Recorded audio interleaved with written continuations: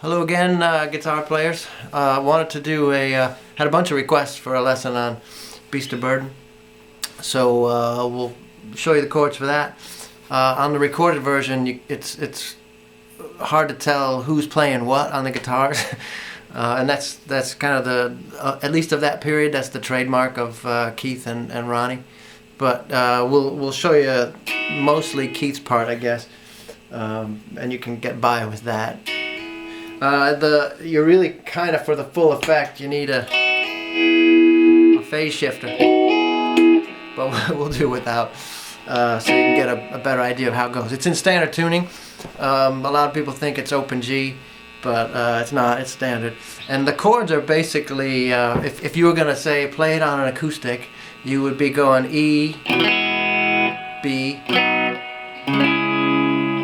C sharp minor, and then whatever this is, I have no idea, but it's a C sharp minor without the bar on it.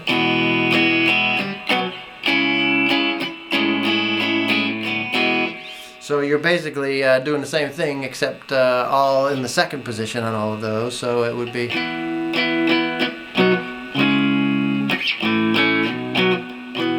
So we'll show you how to do that. You start in what is like a B. So it's the same shape as your F, moved all the way up to B. It's like if you were barring a B up here. Now you're just doing the top half, the top four strings of this chord. So this, and you have to finger it like this, because what you're doing is you take that B and you kind of hammer on with one stroke of the pick, and you have to just slam your ring finger down to cover the D, G, and B strings, which is the E. So you're doing that partial E with those chords. So that might take you a little bit of practice if you haven't been playing for years and years. So just keep practicing this. Just keep doing that.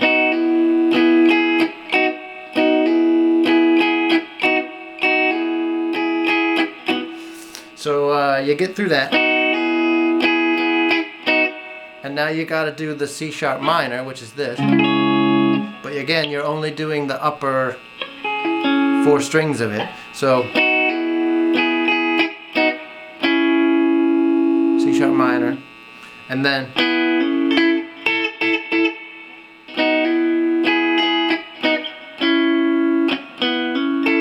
so that is hammer on in the one, in the 9th fret. You hammer. You're covering all three of the D, G, and B strings with your pointer finger, and hammer on your ring finger up 2 frets on the D string, and your middle finger up 1 fret on the B string. So it's, and that one does matter how you pick it. You have to pick the D part and then hit that B on the upstroke. So that's really the ad nauseum riff that repeats over and over.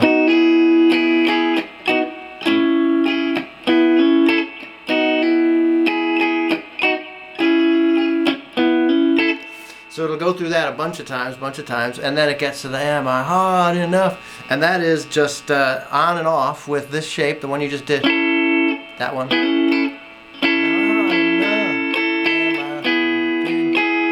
That's just those three. It's a partial chord. It's actually an E, but you're only doing those 3 notes of it.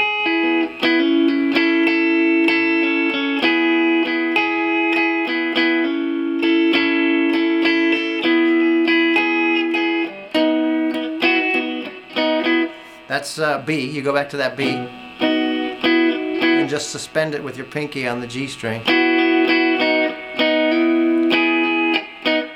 Then back up to the top of it again, back to the beginning again. Now the thing on that B, when it does the turnaround, not too blind to see. The first time through, they just do sort of 2 bars of that. Not too blind to see. They only do it 1 time through. The second time through, not too blind to see.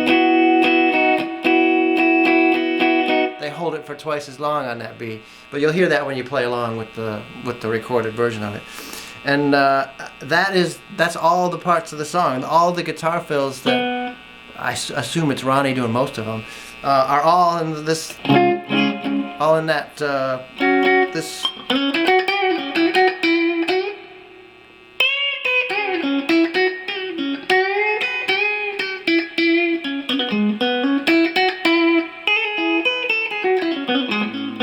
So you could do all the fills without moving your hand from that position if you wanted to just work on noodling around some of the fills. But otherwise, you can kind of get a feel for where those notes go.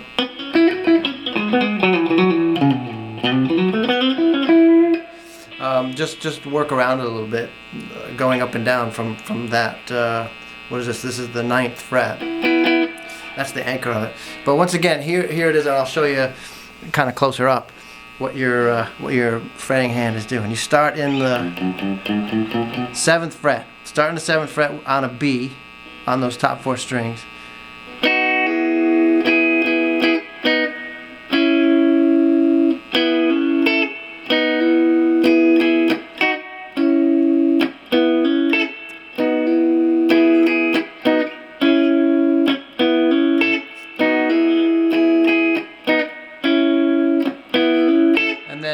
For that bridge part,